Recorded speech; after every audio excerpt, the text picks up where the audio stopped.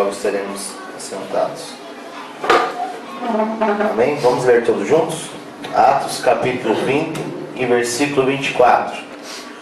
Contanto que cumpra com alegria a minha carreira e o ministério que recebi do Senhor Jesus, para dar testemunho do Evangelho da graça de Deus.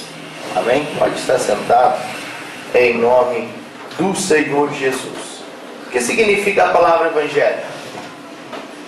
Quem lembra? Boas novas.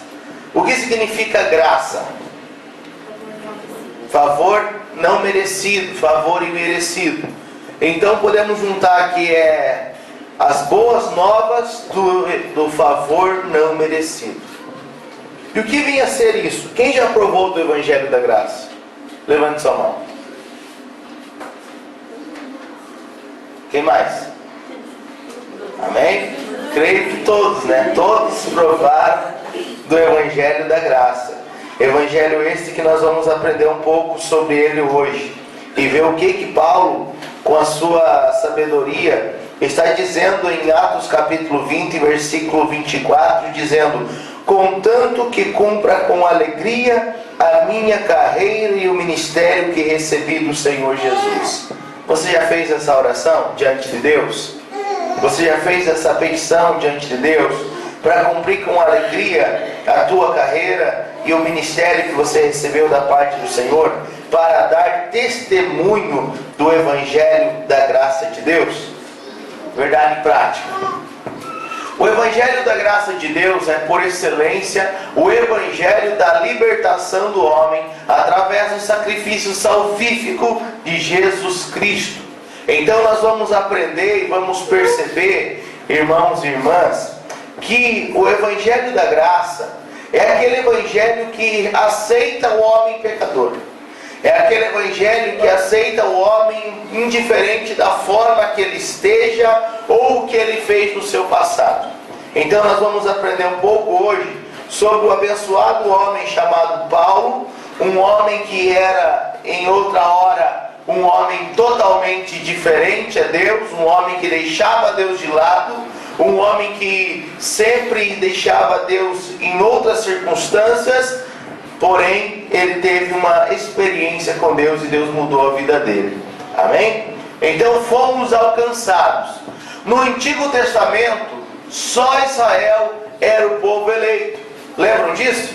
Que lá em Êxodo Deus fala que Israel seria a nação santa, o sacerdócio real, a nação eleita pelo Senhor. Então o projeto de Deus para a salvação era o projeto para Israel. Antigo Testamento, Israel estava focado nos planos de Deus, nos projetos de Deus. E o projeto era esse, salvar a Israel, porque Deus tinha um povo ali. Deus tinha ali, através das 12 tribos, Deus foi preparando uma salvação para aquele povo. E aí Deus vem com uma lei.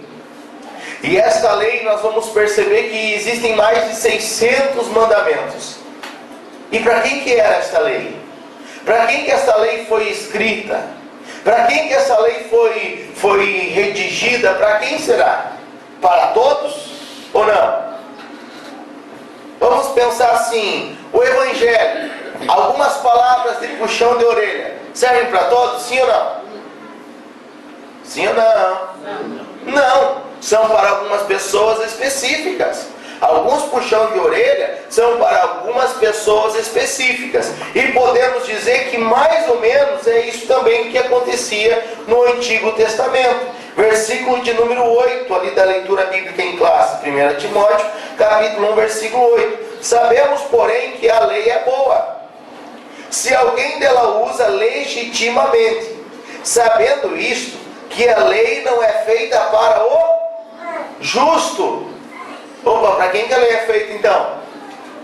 A lei é feita para o injusto, obstinado, ímpio, pecador, profano, irreligioso, parricida, matricida, homicida, fornicador, sodomita, roubador de homem, mentiroso, perjurador e também aquele que vai contrário a essa doutrina. Então, a gente vai perceber que no Antigo Testamento tinha uma palavra, uma lei que era para colocar o povo no eixo. E se não entrasse no eixo, ele não tinha salvação em Cristo Jesus. Ele não tinha salvação do Senhor.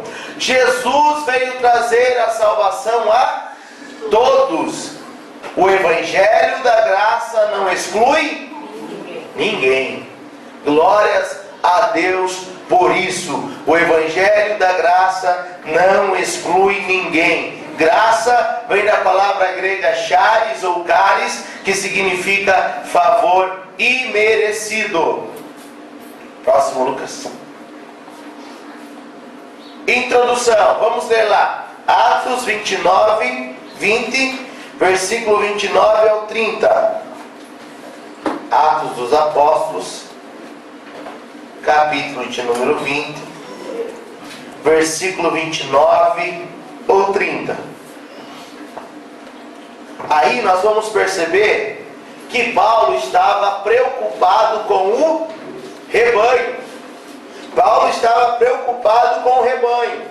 Ele era um homem que saía da sua casa, passava por cidades, formava-se igrejas, ajuntava o pessoal, o povo, deixava alguém cuidando dessa igreja, mas ele sempre estava alertando, sempre ele estava mantendo ensinos nessa igreja e dizendo o que era necessário a ser feito.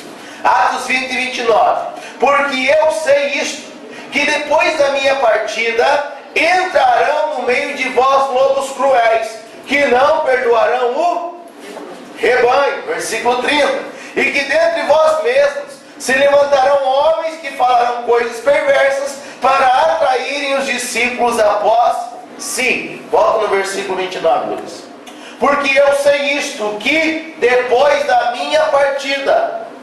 Está percebendo o que Paulo está falando? Eles não vão chegar a hora que eu estou. Eles vão chegar a hora que eu já fui embora. Paulo está dizendo, a hora que eu estou preparado com a palavra, a hora que eu estou ensinando vocês, não vai chegar os caras querendo ensinar outra palavra, não. Eles vão vir a hora que está um pouco meio sossegado, é que nem o ladrão da noite. Ele só chega a hora que ninguém está esperando, amém? E esse é o ponto de vista. Então Paulo está dizendo, entrarão no meio de vós lobos cruéis, que não perdoarão o rebanho. Rebanho do quê? O que tem no rebanho tanto?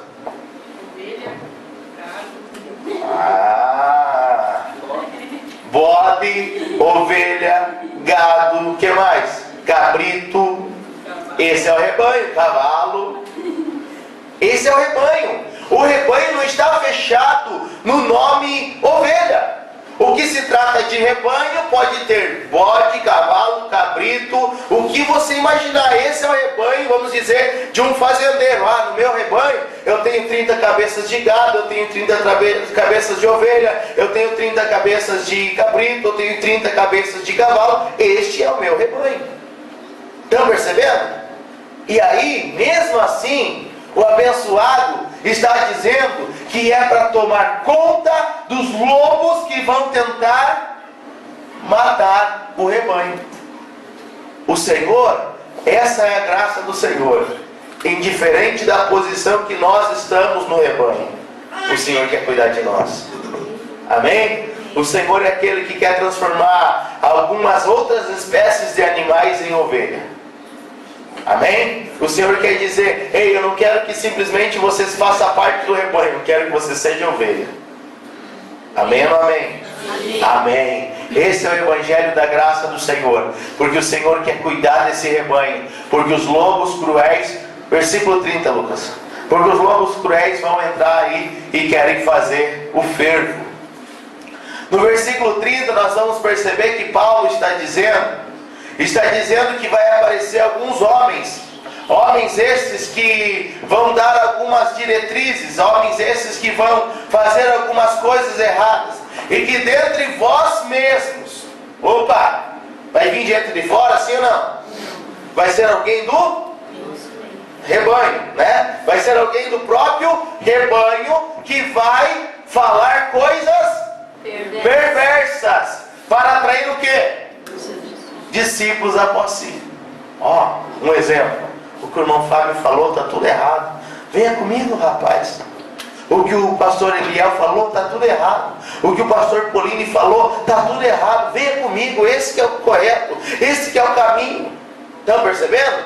Esse é o projeto. Esse é se levantando do mesmo povo, pessoas dizendo, opa, o que ele falou está errado, é por aqui, assim, assim, assado. E aí esse era uma preocupação de Paulo para mostrar para Timóteo que Timóteo era um menino que precisava cuidar desse povo. Deus estava, através de Paulo, preocupado com o povo da cidade de Éfeso também.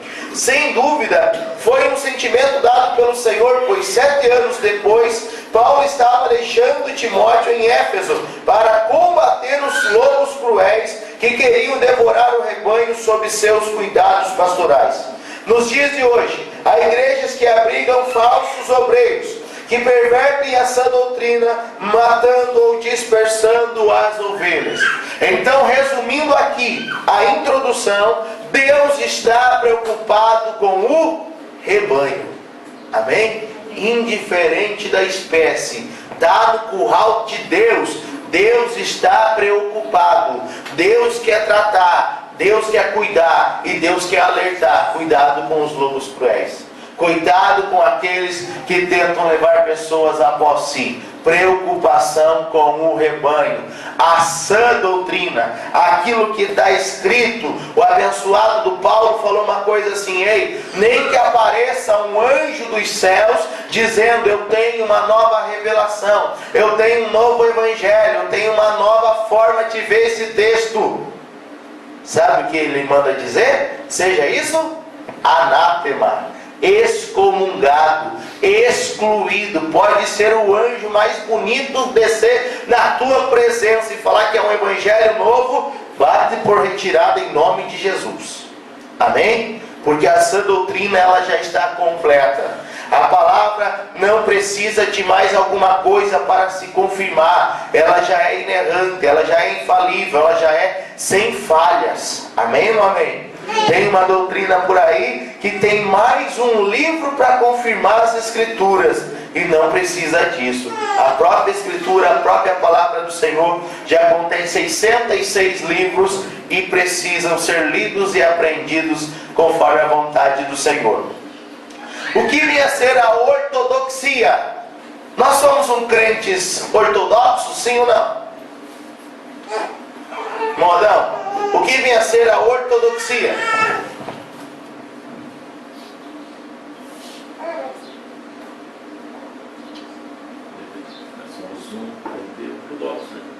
Sim, mas o que vinha a ser ortodoxo? Amém? Quem sabe? Doutrina correta. Doutrina correta. Ortodoxia, doutrina correta. E quando eu tenho uma doutrina correta, eu vou ser um crente ortopraxo. Significa, irmão Fábio, quando eu tenho a doutrina correta, eu vou praticar ela corretamente. Amém? Quando eu conheço o que é certo, eu pratico o que é certo. Se eu conheço a mentira, eu vou praticar a mentira. Se eu conheço o errado, eu vou praticar o errado. Mas se eu conheço a doutrina correta, eu vou praticar a doutrina correta. Eu vou colocar em prática aquilo que eu tenho aprendido. A Bíblia nos adverte de falsos profetas nos últimos dias. Olha que bonito esse pastor. Irmãos, quem quiser ir ajudando nós aí, abra um texto aí. Cada um desses textos aí, alguém já pode pegar e já pode ler. Só para a gente bem rápido, cada um abre um texto aí, vem um após si, já lê, só para a gente perceber o que o Senhor, como era o problema na igreja com falsas doutrinas, com falsos ensinamentos.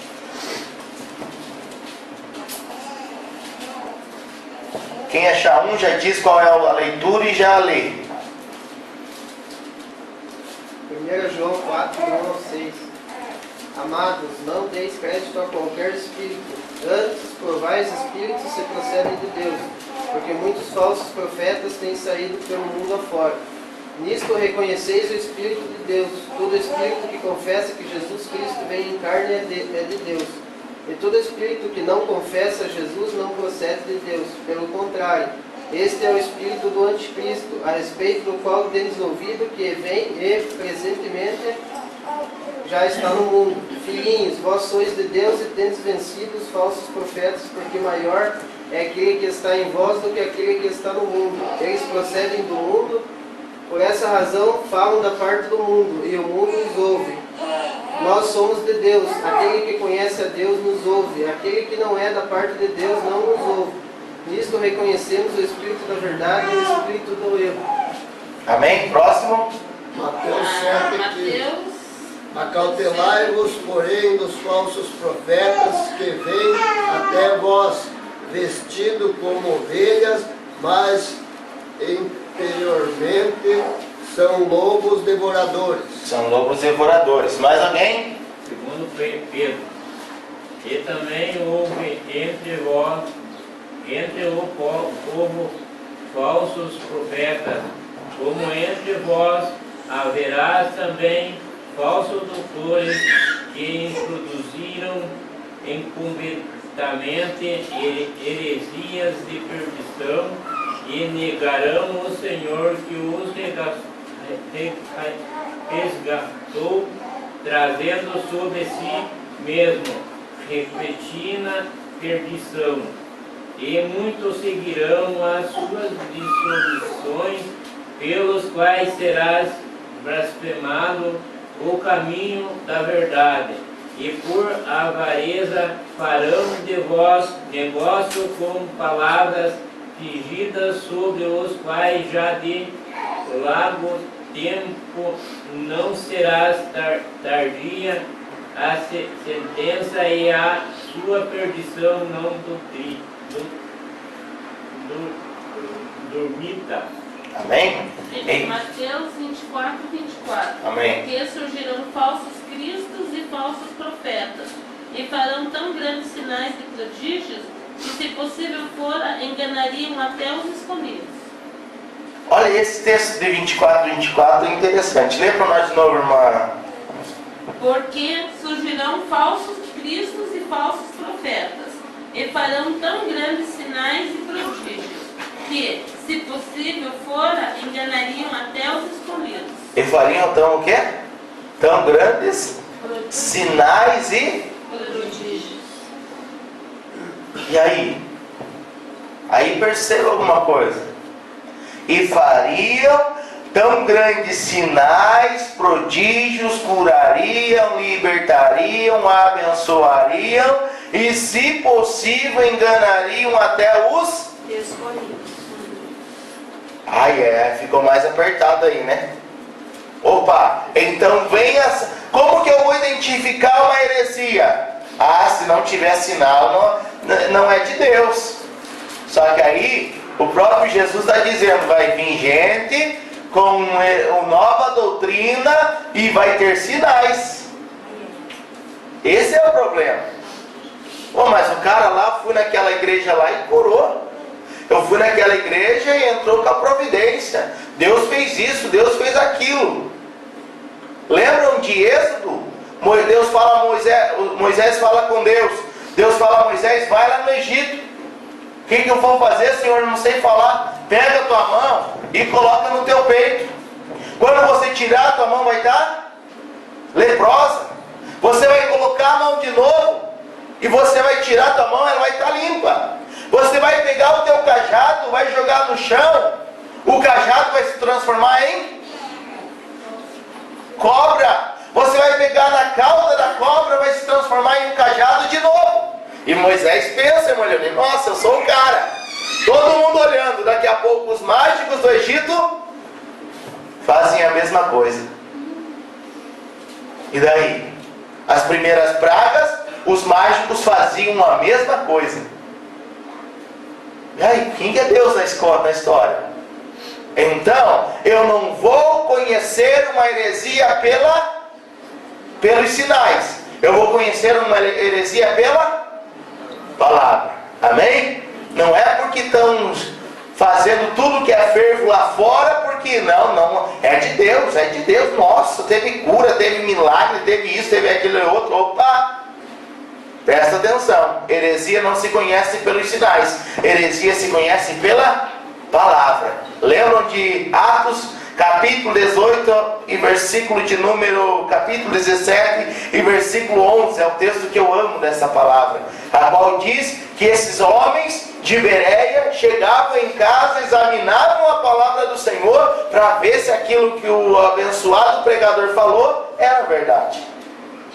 Está vendo, irmã Luína? Então a gente vai confirmar a palavra, lendo a palavra e conferindo ela. É só conferindo que eu vou achar as heresias que estão sendo disseminadas por aí. Se eu for só comendo, eu não vou conseguir achar algumas coisas. Palavra, come-se palavra igual come o quê? Um virado de feijão com café com leite? Não. Palavra do Senhor, sabe como que come? Igual aquele peixe cheio de espinho. Eu vou comendo, eu tenho que ir tirando aquilo que não presta.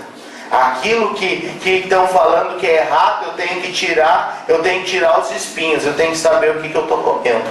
Ou comendo a palavra do Senhor, eu tenho que saber o que eu estou se alimentando. Amém? Senão, como alho por bugalho, não dá certo. Próximo.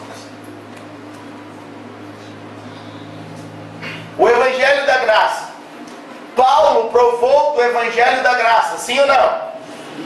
Alguém me dá um exemplo? Quem era Paulo antes da conversão? Um rapaz manso, humilde, sossegado. Era esse, irmão Alessandro? Boca quente. O cara era boca quente mesmo. Aí o abençoado do pastor Hernandes Dias Lopes vai dizer que Paulo era uma fera. Ele era uma fera. Chega ao ponto de Atos 9, se os irmãos quiserem abrir a palavra do Senhor, Atos capítulo 9, e Saulo respirando ainda ameaças. Como que alguém respira ameaça? Eu vou esganar esses crentes. Era mais ou menos assim. Ele queria acabar com os cristãos, irmão José Luiz. Ele queria detonar com eles. Por quê? Para Paulo, o cristianismo era uma seita. Para Paulo, que conhecia muito bem o Antigo Testamento, cristianismo para Paulo era uma seita. Não acreditava que Jesus era o Messias. Não acreditavam que Jesus era o Salvador. E aí, a Bíblia vai nos dizer um texto que eu gosto muito também. O abençoado do Gamaliel, o homem que era o professor de Paulo, que a Bíblia vai dizer que Paulo aprendeu aos pés de Gamaliel, ele fala para Paulo: Paulo, espera um pouco aí, segura um pouco o freio, rapaz. Esse cristianismo aí que está crescendo, espera. Teve um homem chamado Judas, reuniu o povo, e quando ele morreu, o povo se dispersou. Veio outro abençoado chamado Teudas, reuniu o povo, quando ele morreu, o povo deu no pé.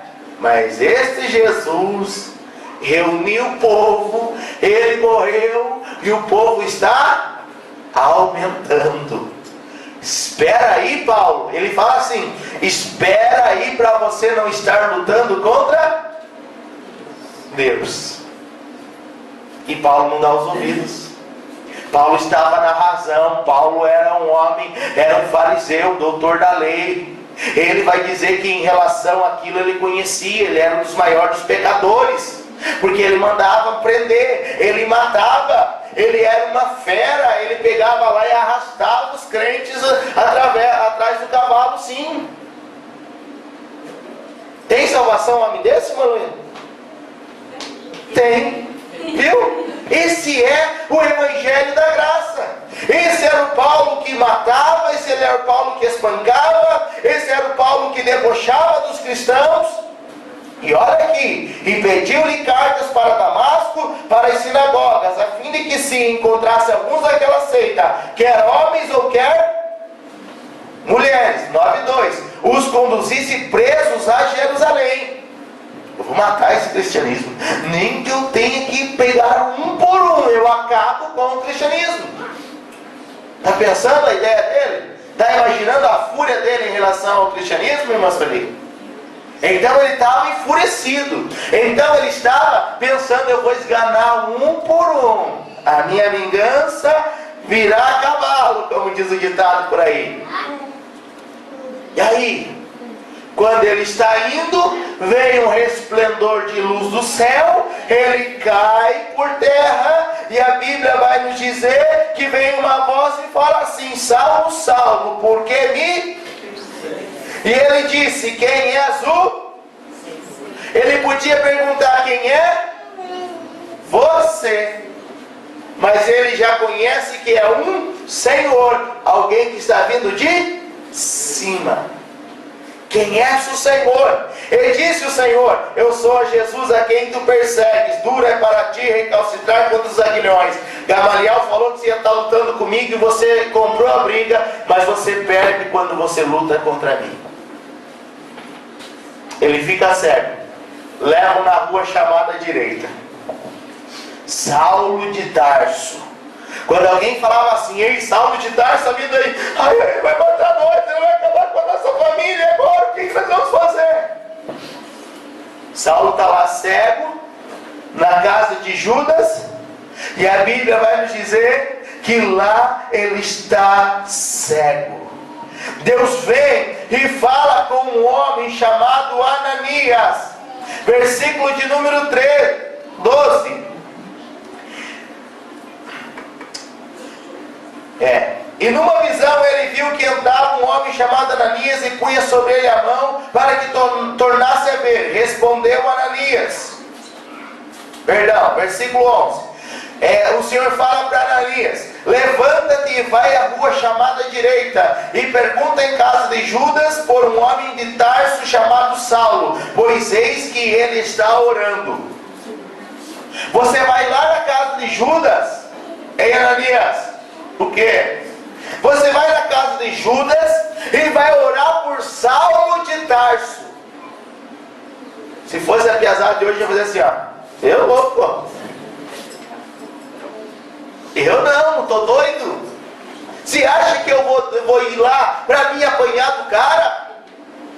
E Senhor, eu vou contar uma coisa para o Senhor aí, talvez o Senhor não está por dentro dos assuntos não, Jesus. Jesus, eu acho que o Senhor não sabe de quem o Senhor está falando. O Senhor não está falando daquela pessoa da esquina ali não. O Senhor está falando de Saulo de Tarso. E Senhor, versículo 13: Senhor, de muitos ouvi acerca deste homem, quantos males tem feito aos teus santos em Jerusalém, e aqui tem poder dos principais, dos sacerdotes, para prender a todos os que invocam o teu nome. E Deus assim com Paulo. E daí? O Evangelho é da graça. O Evangelho não é o Evangelho da lei. Se fosse pela lei, nós já tínhamos degolado, matado Paulo. Mas o Evangelho da graça. E eu preciso pegar um perseguidor para ser perseguido, para me mostrar que o meu Evangelho é o Evangelho da graça. Eu preciso pegar aquele que não presta, que não vale o feijão que come, para me transformar ele e fazer dele uma bênção e um exemplo para os demais. Amém ou não amém? Vai lá, porque ele é para mim um vaso escolhido, para levar o meu nome diante dos gentios e dos reis e dos filhos de Israel, e eu lhe mostrarei quanto deve padecer pelo meu nome. Paulo, ele é transformado de perseguidor, ele passa a ser perseguido. Aquele homem agora, para pregar em Jerusalém, os crentes, o cristianismo estavam ressabiados de Paulo. Imagina um camarada chegar assim, ó, da noite por dia. Ontem ele estava matando, hoje ele se converte, apesar que vai ter um período de mudança de Paulo, que ele fica um período no deserto, porque a escola do cristão é o deserto. E aí ele vai ficar um período, daí ele volta a pregar em Jerusalém, na sinagoga. Não deixe ele entrar aqui não. Não presta. Não vale nada. Não tem jeito, não adianta, não deixe ele pregar que não. Ele entrava na reunião dos cristianismos, ele começou a ir Paulo, por ele ser fariseu, por ser judeu, ele tinha uma facilidade de entrar nas sinagogas. Só que quando eles pensavam que Paulo chegaria lá, ficaria sentadinho lá só para ouvir, davam uma oportunidade para ele. O senhor quer usar a oportunidade? Quero sim. Aí ele começava embromando, irmão Adão, e daqui a pouco apresentava Jesus. Jesus morreu e ressuscitou para nos salvar. Então vocês vão perceber no livro de Atos, Paulo chegando nas cidades e indo nas sinagogas. Opa, eu vou na sinagoga onde tem judeu que conhece um pouco da história e vai entender. Eu vou lá e prego Jesus e aí o povo se converte. Paulo se transforma. 1 Timóteo 1, 12 e 14. Então Paulo ele é transformado. Paulo ele é liberto. Ele mesmo, irmãos, não sei se os irmãos já leram, que ele vai dizer que ele é o pior dos obreiros, o pior dos pecadores. E dou graças ao que me tem confortado a Cristo Jesus, Senhor nosso, porque me teve por fiel, pondo-me no ministério. A mim que dantes fui blasfemo.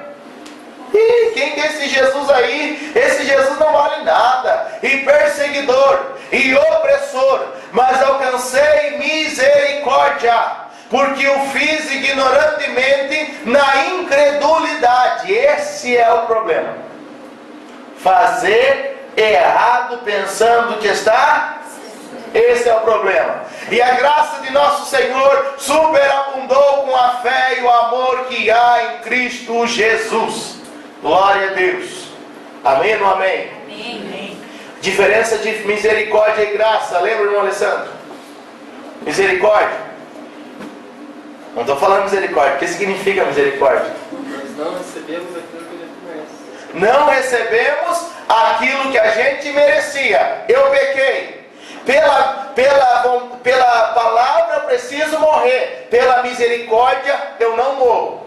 Eu não recebo aquilo que eu merecia. Graça, eu recebo aquilo que eu não mereço. Amém? Misericórdia e graça, as duas coisas diferentes. Paulo foi transformado. Paulo era um abençoado desses que era totalmente, podemos dizer entre aspas, endemoniado. Deus pode transformar sim ou não? Sim. Deus pode pegar aquele coração duro e trabalhar na vida dele, sim ou não? Sim. Deus pode resgatar aquele homem lá do vício, do pecado, da prostituição, sim ou não? Sim. Sim, Deus pode. Deus faz. Esse é o Evangelho da graça. Esse é o Evangelho que o Senhor tem nos preparado e nos reservado. As falsas doutrinas, desvendando as falsas doutrinas. Essas doutrinas, os falsos mestres, seriam presbíteros a quem cabia a tarefa de ministrar o ensino da igreja. As falsas doutrinas, a gente aprendeu semana passada, que o presbítero ele tinha que saber ensinar, ele tinha que ser moderado, ele tinha que ser um exemplo. As falsas doutrinas eram apresentadas como fábulas ou genealogias intermináveis. Fábulas podemos resumir em uma palavrinha chamada mito. Mito é um conto, é só uma história, é só um conto de carochinha, só está enchendo linguiça por aí, não é nada, não é certo, não é correto. As fábulas eram narrativas imaginárias, lendas, ficção. Mas na igreja não deve haver um espaço para fábulas ou mitos. No texto não fica claro qual o conteúdo das genealogias, mas ao lado das fábulas eram ensinos que traziam especulações e controvérsias inúteis que não edificavam os irmãos em nada. Genealogia. Quem gosta de ler genealogia? O que é isso, irmão Fábio? Quem que gosta de ler genealogia? Principalmente em Crônicas, em Samuel. Mas tem histórias. Só que se não souber a história, é só embromar. Vamos abrir lá só para vocês perceberem. 1 Crônicas.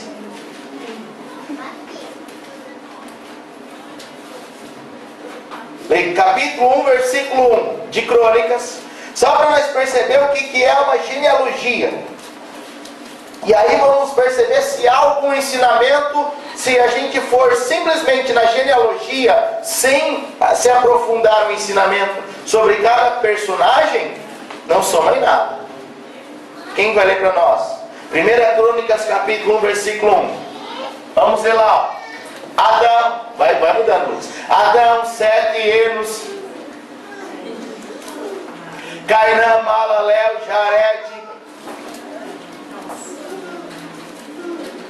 É o processador está lento, é o frio.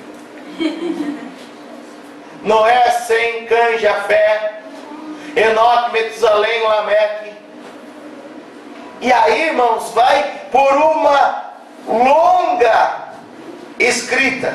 E os filhos de Gomer, Askenaz, Rifat, Torgama. E os filhos de Javá, Elisá, Tarsis, Quirim, Dodanim. Os filhos de Can, Cush, Misraim, Puti e Canaã. E os filhos de Cush em Seba, e Avilá, e Sebtá, em Ramás, Sebtá.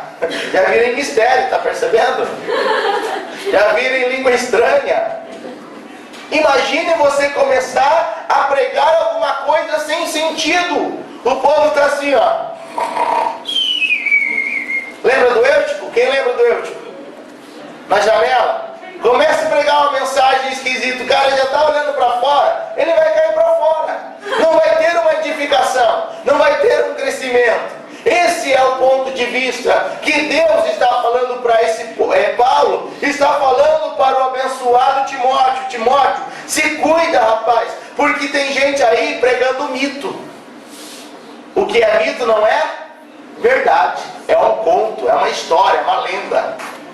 É a mesma coisa que eu chegar aqui e falar para os irmãos sobre a mula sem cabeça e falar que ela existe, do Saci Pererê andando de patinete, não sai do lugar, e eu provar que ele sai, não vai dar certo. Então percebam que não adianta vir com palavras que não tem base na palavra do Senhor. Timóteo foi o mensageiro enviado por Paulo para enfrentar e combater tais ensinos. E é através do ensino que vai gerar uma libertação. Amém ou amém? Esses dias no aula de teologia eu fiz um slide e coloquei assim: está preparado para fazer teologia? Tem que estar preparado para a libertação. Porque quanto mais eu aprendo da palavra, mais eu me liberto. Amém ou amém? Amém. Misericórdia, irmão Fábio, eu já sou liberto, eu sou salvo em Cristo Jesus. Eu não. Eu tenho que me libertar a cada dia. Quanto mais eu leio, mais eu aprendo. Quanto mais eu aprendo, mais eu vejo que estou fazendo coisa errada. E quanto mais coisa errada que eu estou fazendo, eu preciso ver que eu preciso melhorar. Mas é só através da palavra de Deus. Amém ou amém? Glória a Deus. Há igrejas evangélicas que aceitam esse tipo de ensino e permitem o emocionalismo tome lugar do verdadeiro avivamento espiritual. O avivamento vem por onde? Através da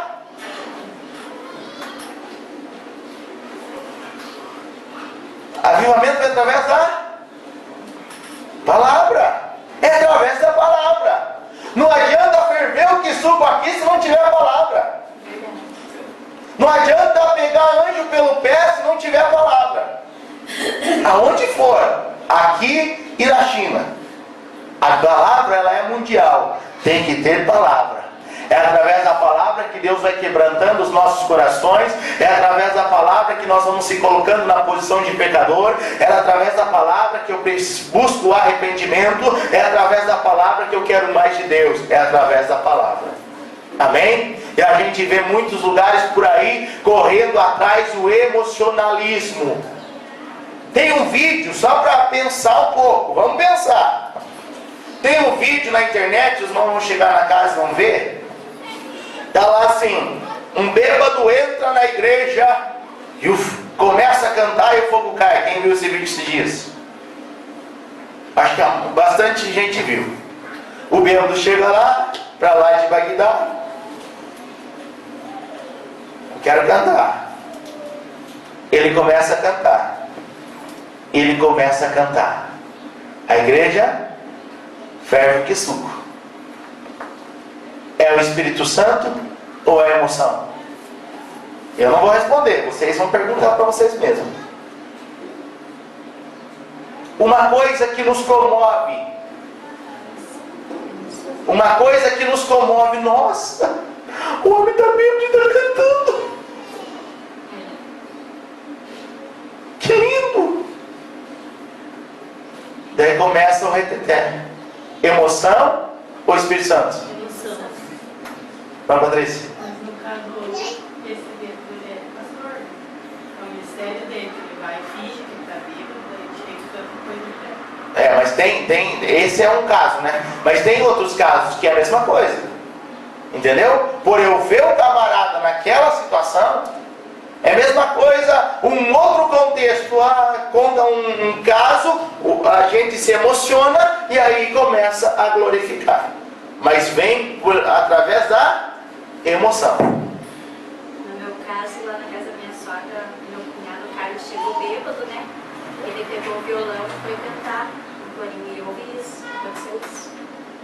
As pessoas se emocionaram, né? São formas, entendeu? É bonito? É bonito. É o Espírito Santo? Vamos ficar em cima do muro, né? Vamos ficar em cima do muro porque tem os casos e casos. Mas o maior número de casos é a emoção. Né? Não vamos deixar o Espírito Santo numa caixinha que ele não pode usar um bêbado para pregar, para cantar. Ele pode, Deus pode fazer o que quiser, mas a maioria das vezes é a emoção do povo. Nossa, aquele bêbado canta, que maravilha! E aí começa o reteté. Amém? Próximo, Lucas. Não podemos chorar com medo. Oi? Não podemos chorar com medo. Temos que chorar pela palavra. Bêbado chora. Amém. Opa, volta lá, Lucas, que eu esqueci daquele. Nicolaítas, lembra que eu falei semana passada? Nicolau, ele era um chefe da igreja, se corrompeu, pecou, saiu da igreja, voltou para a igreja cometendo os mesmos pecados e ensinava o povo a continuar pecando, porque o evangelho é o evangelho da graça, favor e pode ficar na igreja. Continua do jeito que você está. Você está lá não porque você merece, você está lá pelo favor e merecido. Vamos lá para Apocalipse? Você ensina e continua fazendo tudo errado. Está ensinando a fazer tudo errado. Apocalipse, capítulo de número 2, se não me falha a memória, versículo de número 1. Aí, irmãos, você vai perceber alguma coisa. Deus usou Paulo para enviar Timóteo para Éfeso. Lembram que nós lemos agora há pouco? Olha o que acontece. Escreve o anjo da igreja que está em Éfeso. O anjo é o pastor. Isto diz aquele que tem na sua destra as 7 estrelas, que anda no meio dos 7 castiçais de ouro. Eu sei as tuas obras, o teu trabalho, a tua paciência, que não pode sofrer os maus, e puseste à prova os que dizem ser apóstolos e o não são, e tu os achaste mentirosos. Sofreste, tem paciência e trabalhaste pelo meu nome, não te cansaste. Lembra-te, pois, de onde caíste, e arrepende-te e pratica as primeiras obras, quando não brevemente a te virei e tirarei do seu lugar, do seu castiçal, se não te arrependeres. Tem, porém, isto, que aborreste as obras dos nicolaítas, as quais eu também aborreço. Então Paulo mandou Timóteo ensinar, Timóteo ensinou, e essa igreja de Éfeso é uma base doutrinária. A igreja de Éfeso na época era a base do ensinamento correto, ortodoxia. Quando os nicolaítas vêm atacar, eles falam: vai para fora, vai procurar outro mato para você lenhar, porque aqui não, aqui a gente tem a base da palavra do Senhor. Era Timóteo mesmo que estava na igreja quando João recebeu essa profissão? Não, nesse contexto era o João que era o pastor lá dessa igreja, né? João estava lá. João, ele passou uma época em Éfeso, né? Tanto é que depois ele volta para Éfeso. Mas Timóteo foi na época de Timóteo ali, de aproximadamente 70 anos depois de Cristo. Depois de Timóteo, Então depois de Timóteo vem João. Amém? Então glória a Deus. Próximo, Lucas.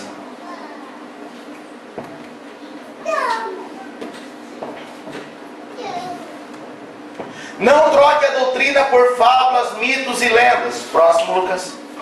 Cuidado com a emoção. Não se escandalize que vocês vão ver agora. Vamos lá. Olha que benção.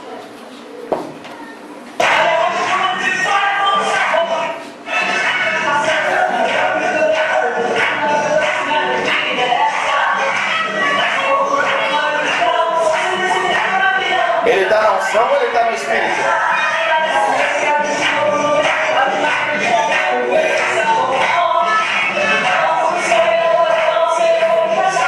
Está bem solto, né? Pode baixar a mão.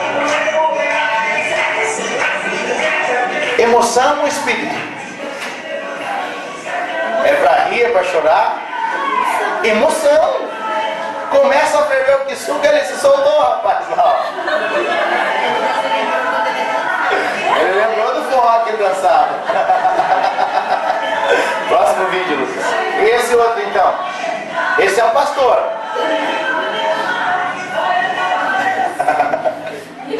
Eu mereço mesmo. Esse. Dentro da igreja, no púlpito.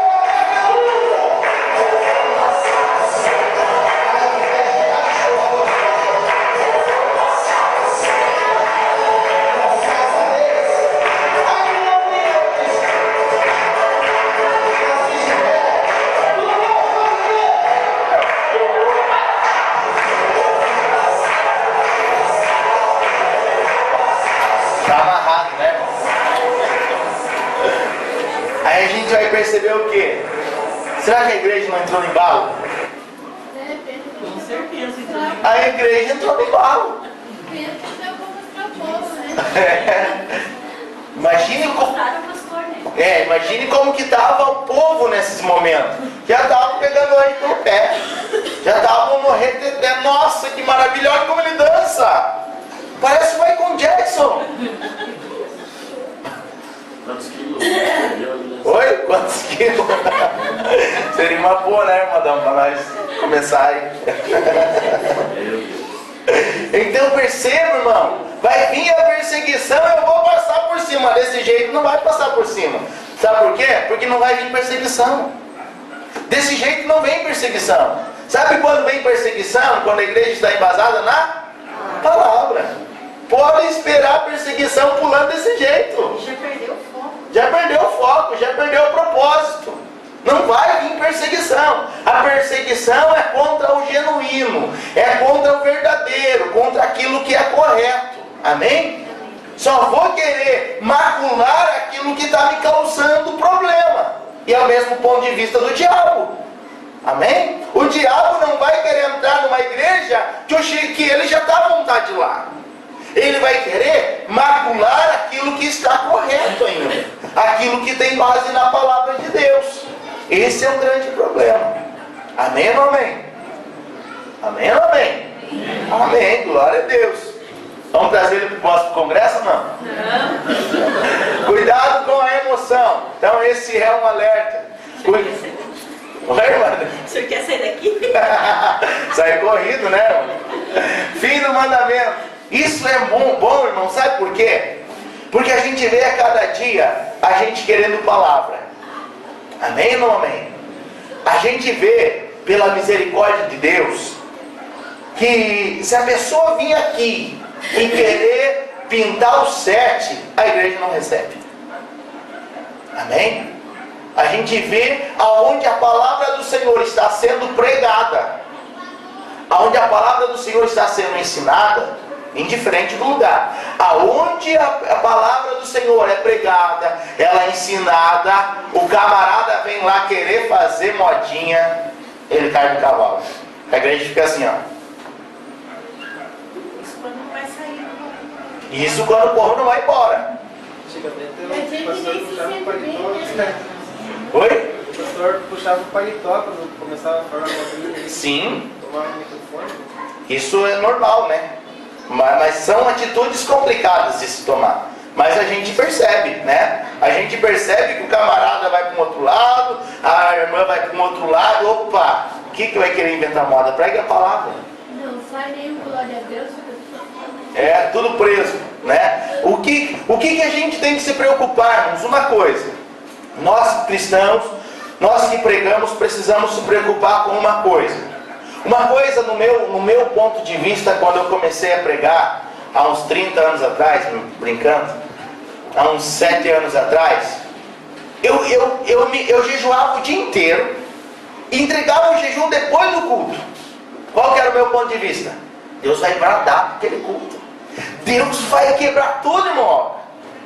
A palavra está preparada, o corpo está santificado, a mente está pensando. Eu vou chegar lá, vou abrir a boca.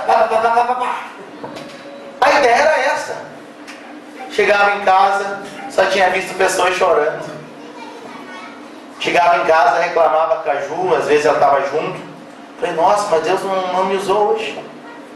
Só que o tempo foi passando, entendeu? O tempo foi passando, eu fui aprendendo, é melhor eu ver chorar do que eu ver o reteté. E o reteté não fazer nada na vida da pessoa. O tempo foi se passando, e aí eu comecei a aprender a cada dia mais. Não basta, eu prefiro ver alguém assim, ó. Glória a Deus, aleluia, lágrimas rolando, gosto do reteté, mas não é tudo, tem que ter palavra. E se a pessoa ficar só a querer o embalo, ela força. Levanta a tua mão e dá glória a Deus, diga para o teu irmão do lado, diga que ele é isso, diga que ela é aquilo, isso, e vai, e ele já está perdendo tudo e não tem mais força para nada, e vai! É assim, não é? Aí eu quero ver um resultado forçado, contrário à vontade de Deus. E eu começo a inventar modas, eu começo a profetizar. Eu começo a ver o irmão Alessandro chorando, ele está sentindo a presença de Deus. Assim diz o Senhor: o diabo está furioso contigo, mas Deus vai te dar vitória. A igreja pega fogo, irmão. Esses dias eu fui pregar numa igreja, o camarada lá no cantinho, lá que nem um 2 de paus. Eu chamei para frente, preguei, Deus veio, abençoou o povo. O camarada começa no reteté, entregar uma profecia, falando mais alto que o microfone. Se a profecia é para a igreja, eu entrego para... Se a profecia é para uma pessoa, estão percebendo? Se a profecia é para o irmão Alessandro, eu chego lá, eu posso ir lá na casa dele, vamos tomar um café? Vamos. Deus tem um recado para você. Não precisa? Não precisa. Eu chego e falo, Deus manda dizer assim, assim, assado. Amém? Deus me deu uma visão acerca do Senhor assim, assim. Só que eu pego o culto de domingo. Eu pego o culto de quarta-feira, tá bombando de gente. Eu chego aqui, olho para cá, estão me filmando agora, estão. Assim diz o Senhor, e faz aquele reteté. Então prestem atenção, que há uma necessidade da gente saber discernir o que o Senhor quer fazer na igreja. Opa, tem uma mensagem para a igreja? Amém, pode falar. Tem uma mensagem para ele, vai tomar um café na casa dele depois. Ou pode falar na igreja, no pé do ouvido dele. Se for irmã, evita de falar no pé do ouvido do homem. Se for homem, evita de falar no pé do ouvido da irmã. O que é isso? Prudência. E o marido lá atrás, o que ele está falando no ouvido da minha mulher? A mulher lá atrás, o que ele está falando no ouvido da minha mulher? O que ela está falando no ouvido do meu marido? Ela não pode acontecer ou não pode? Pode ou não pode? Então vamos evitar, né? Evitar, aprender a entender essa situação. Isso é muito necessário. Próximo lá. Aí mesmo, Lucas. Fim do mandamento, amor de um coração puro, boa consciência e a fé não fingida. Ô bênção, fé não fingida. E tem outra palavra também na Bíblia, amor não fingido. 1 Timóteo 1,5, aí é o fim do mandamento. Próximo lá, Lucas. Aí, ora, o fim do mandamento é a caridade de um coração puro e de uma boa consciência, de uma fé não fingida. Próximo, Lucas.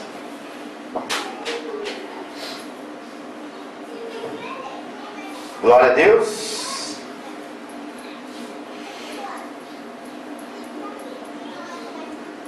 Vamos lá para a graça superabundou com a fé e o amor. Gratidão a Deus. O que é ser grato a Deus, irmãos? O que é ser grato a Deus? Quem pode falar para nós? Como que eu posso ser grato a Deus?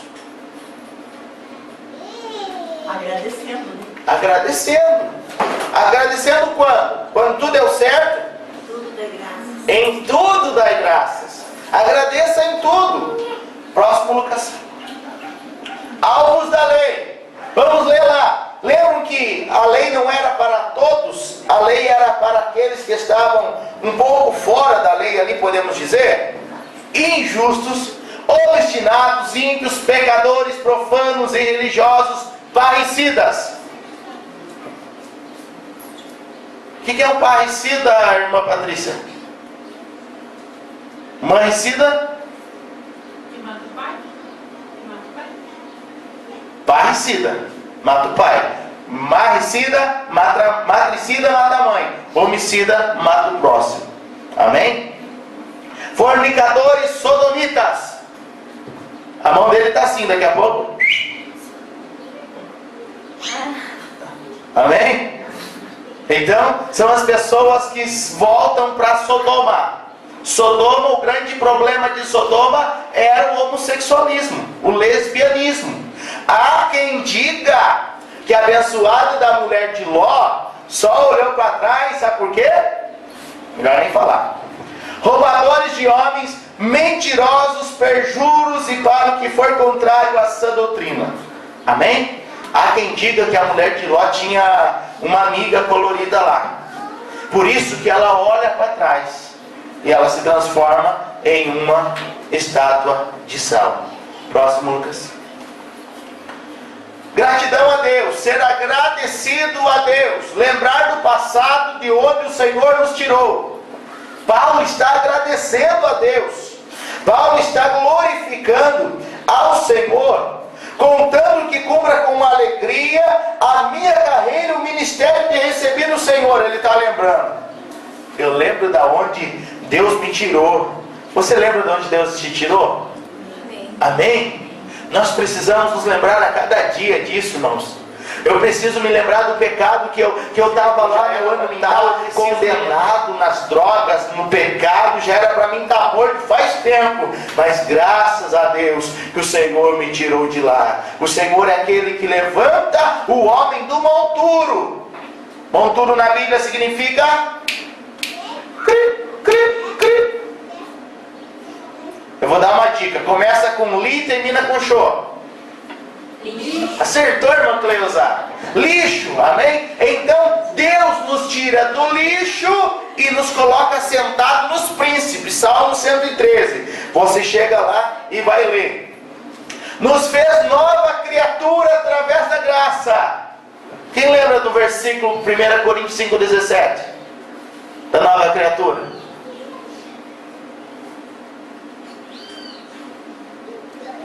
Quem lembra? As coisas velhas já se? Eis que tudo se fez? Novo. Glória a Deus. Próximo, Lucas. Querido Deus, desta vez não quero pedir, quero somente agradecer. Oh, glória, é isso que Deus quer de nós. Eu vou orar hoje. Eu vou buscar a presença de Deus.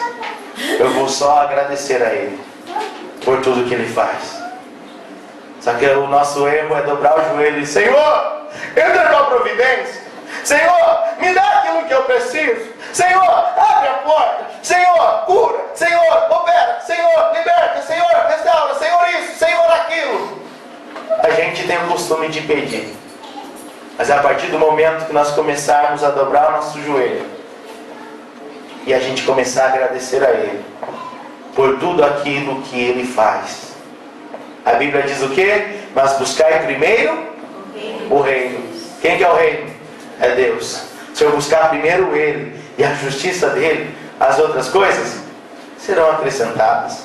Ele está falando, fale comigo, converse comigo, porque das tuas coisas cuido eu. Nós conseguimos fazer assim, sim ou não? Não. Nós chegamos chorando, chegamos pedindo, igual aquela oração da sanguessuga. Como que é? Dá, dá e dá. A gente pede muito mais do que agradece. Então vamos aprender a cada dia. Inclui-me eu também nisso. Vamos aprender a cada dia mais a agradecer a Deus, ao invés de ficar pedindo as coisas para Ele. Amém? Porque Ele sabe de todas as nossas coisas, todos os nossos problemas. Humildade. Paulo deixou de lado seus méritos e sabia que havia sido salvo pela graça. Paulo, irmãos, na época era o cara. Resumindo, Paulo era vamos dizer que o apóstolo, era o homem de Deus, o conhecedor da palavra de Deus era Paulo. Só que Paulo, ele se converte de uma forma tremenda. Eu costumo dizer que Paulo conhece Jesus com os olhos fechados. E ele não precisa ver Jesus para sentir a presença dele. Ele não precisa ver Jesus para glorificar Ele. Paulo, ele entende que o Senhor tirou ele do lixo. E a hora que ele pensava em se exaltar, o que acontecia com ele? Ele dava um tapa no rosto. Está escrito isso na Bíblia, sim ou não? Aonde? Está na Bíblia, irmão Fábio, não sei. 2 Coríntios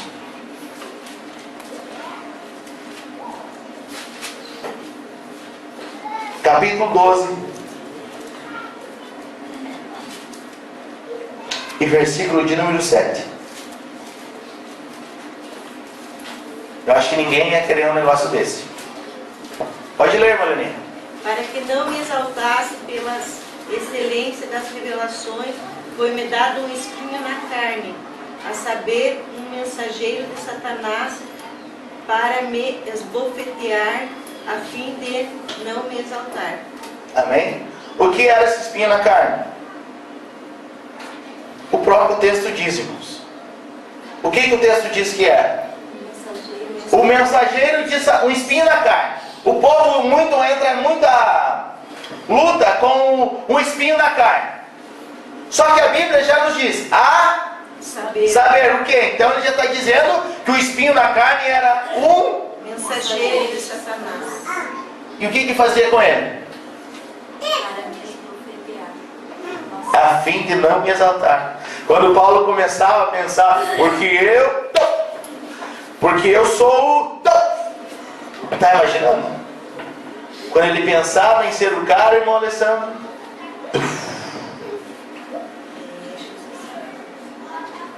imagine só, irmão, imagine só a igreja. Paulo era o homem muito usado por Deus. Ele mesmo fala para que eu não se exaltasse pelas excelências da revelação. Paulo não viu Jesus, Paulo não andou com Jesus, mas Paulo contemplou grandes coisas por aqui. E a Bíblia diz que ele foi até o terceiro céu. Só que ele sabia muito bem dizer, agora digo eu, não Senhor.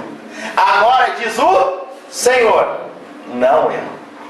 Ele sabia se colocar na posição, ele sabia se controlar. Ele era uma pessoa humilde, sincera na presença de Deus. Amém? Então vinha um espinho na carne para bater nele, um mensageiro de Satanás para esbofetear ele. Paulo deixou de lado seus méritos e sabia que a salvação, eu fui salvo porque eu sou advogado, eu fui salvo porque eu sou filho de um grande empresário da cidade de Ponta Grossa, eu fui salvo porque eu estudei bastante, eu fui salvo porque eu orei 150 horas a fio, eu fui salvo porque eu jejuei 40 dias na última quaresma. Não, eu fui salvo pela graça, eu não merecia. Amém? Eu e você, nós não merecíamos. Se nós estamos na presença do Senhor, é porque Ele nos escolheu como servos e como filhos. O problema é que a gente quer ser mais servo do que filho. No teu trabalho, você é filho ou você é servo, Alessandro? Quem trabalha é filho ou é servo? O servo quer o quê?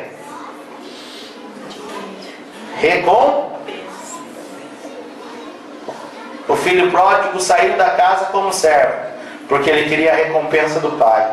Eu trabalho, eu preguei, eu cantei, eu isso, eu aquilo, eu sou servo. Quem é servo precisa de recompensa. Mas ele voltou para casa como filho. Filho não está interessado na recompensa, filho está interessado na presença do pai. Amém? Não vamos vir na igreja simplesmente porque somos servos. Vamos vir na igreja porque somos filhos, por causa do Pai. Se eu venho na igreja porque eu sou servo, eu venho aqui já pensando, eu vou no culto domingo, eu vou perder o Faustão, eu vou perder o Fantástico, mas eu quero a minha bênção. Tem gente assim. Eu não vou fazer isso, não vou fazer aquilo para ir no culto, mas eu quero a minha bênção. Servo quer resultado, quer recompensa. Filho quer a presença do Pai. Amém? Glória a Deus. Próximo, Lucas. O maior líder da história demonstrou que é a humildade que nos torna grandes. Lembra de Jesus? Jesus chama a piazada lá, opa, deixa eu ver quem está com moranga no pé. Não. Jesus falou, eu vou lavar o pé de vocês. O Pedrão fala, opa, aqui não. Se alguém tem que lavar o pé, eu vou lavar o pé do Senhor. O Senhor não vai me lavar. Pedro, se eu não lavar o pé, não tem parte comigo. Então me dá um banho inteiro já, Senhor. É isso que ele fala, então é João 13. Então me dá um banho inteiro. E aí o Senhor fala, aí Pedro, é só o pé. Aqui já tem que estar limpo. E aqui também tem que estar limpo. Amém? Glória a Deus. Próximo, Lucas. A boa milícia, não seja um covarde. Milite a boa milícia da fé. Paulo está incentivando o seu amigo Timóteo a combater o bom combate. Ele está dizendo, rapaz, eu estou pela boa aí já. Isso aqui era vamos dizer, uns 5 anos, de 5 a 10 anos antes da morte de Paulo. E Paulo já estava vendo a fraqueza e estava dizendo, eu já estou pela boa. Daqui um dia eu vou dizer, combati o bom combate. E você, Timóteo? Você vai poder dizer a mesma coisa? Depois de orientar Timóteo sobre a difícil missão de combater as heresias, na igreja de Éfeso, Paulo dá uma palavra de ânimo e encorajamento para Timóteo. Vamos lá para 1 Timóteo, versículo 18, versículo 20.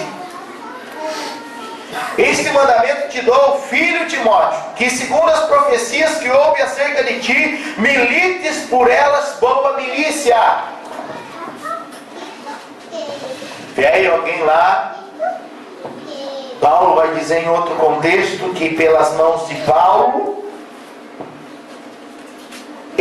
Timóteo recebeu a palavra. E a Bíblia vai nos dizer assim, mais ou menos podemos explicar dessa forma assim, Paulo falando para Timóteo, lembra aquele cara, o profeta tal, a profetisa tal, que chegou na tua cabeça e falou que você seria um grande pregador? Lembra? Então comece a pregar. Timóteo, lembra que você foi chamado para fazer a obra em tal área, em tal aspecto na igreja? Lembra? Então comece a fazer.